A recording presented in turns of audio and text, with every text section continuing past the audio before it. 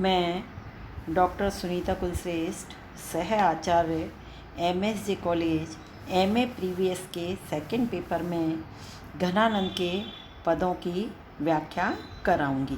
आज घनानंद के इम्पोर्टेंट पद को मैं समझाने जा रही हूँ। जासो प्रीति ताही निठुराई सो निपट नेहू, कैसे करी जिय की जरनी सो बताइयो। इस पद में कवि घनानंद ने अपने वियोग दशा का मार्मिक चित्रण किया है। कवि का लौकिक प्रेम अलौकिक प्रेम में परिवर्तित हो गया था, इसलिए कवि ने अपने आप को वियोगिनी नायिका के रूप में बताया है और अपने प्रियतम सुजान को उन्होंने प्रियतम के रूप में बताया है। और इस पद में उपालंब का आधार लेकर अपनी व्यथा को कवि ने व्यक्त किया है। नायिका का प्रियतम कितना कठोर हो गया है, इस बात का ही इस पद में कवि को दुख है। जासो प्रीति ताही निठराई सो निपट नेहू।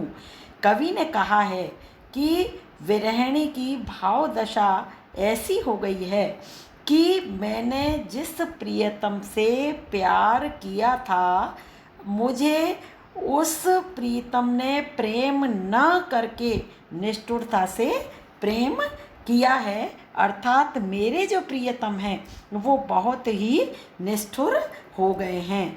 कैसे करी जिय की जरनी सो बताइयो। अब मेरी ऐसी स्थिति हो गई है कि मेरा जो जिय है अर्थात मेरा हृदय वो जल रहा है। जरनी सो बताइयो कि अब मैं अपने हृदय की जो जलन है वो मैं अब किस प्रकार से बताऊं। भावार्थ यह है कि नायिका अपने जी की जलन को शब्दों में अभिव्यक्त करने में असमर्थ है। कवि ने कहा है महानिर्दयी कि मेरी जो प्रियतम हैं वो बहुत ही महानिष्ठुर हैं। दई कैसे के जीवाऊं जीव कि मेरी जो विरह व्यथा है उसको देखकर जरा भी द्रवित नहीं हो रहे हैं मेरे प्रियतम।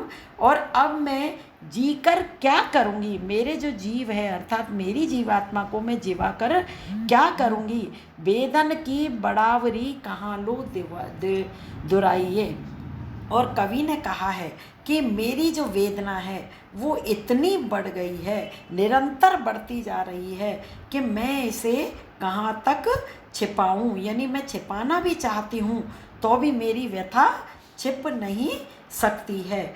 और आगे देखिए कवि ने कहा है कि दुख बखानी बे करीबी को रसना के होती कि मेरी इस व्यथा को यदि बखान करने के लिए मेरी जो व्यथा है, मेरी जो पीड़ा है विरह की, उसको बखान करने के लिए यदि मेरी जीभ सक्षम होती, यानी मेरी जीभ आज असमर्थ है क्योंकि मैं बोल ही नहीं पाती हूँ। मेरा दुख इतना ज़्यादा है कि मेरी वाणी आज बिल्कुल निष्क्रिय हो गई है। ए पे कहूँ वाको मुख देखन न पाई। और इतने पर मेरी व्यथा यह है कि मैं इतने पर ना तो उसके विरह का वर्णन कर पा रही हूँ अपनी जीभ से और ना ही मुझे उसके दर्शन हो रहे हैं। मैं अपने प्रियतम को देख भी नहीं पा रही हूँ और मेरे प्रियतम मेरी ये दयनीय अवस्था पर जरा भी नहीं पिघल रहे हैं। और मुझे पल प्रतिपल इसी बात का दुख है कि मैं रैन दिन चैन को लेस कहूँ पहिए कि मैं रात दिन विरह में जो जल रही हूँ उससे मुझे चैन नहीं मिल रहा है। यानी मैं व्याकुल रहती हूँ अपने प्रियतम की विरह में। और भाग आपने ही ऐसे, मैं इसका दोष किसी और को नहीं दे रही हूँ। भाग्य यानी मेरे ईश्वर ने मेरे भाग्य में कुछ ऐसा ही लिखा है, दोष काई दो लगाइए। इसमें मैं किसी और को दोष नहीं लगा सकती हूँ क्योंकि ये मेरे भाग्य का ही दोष है।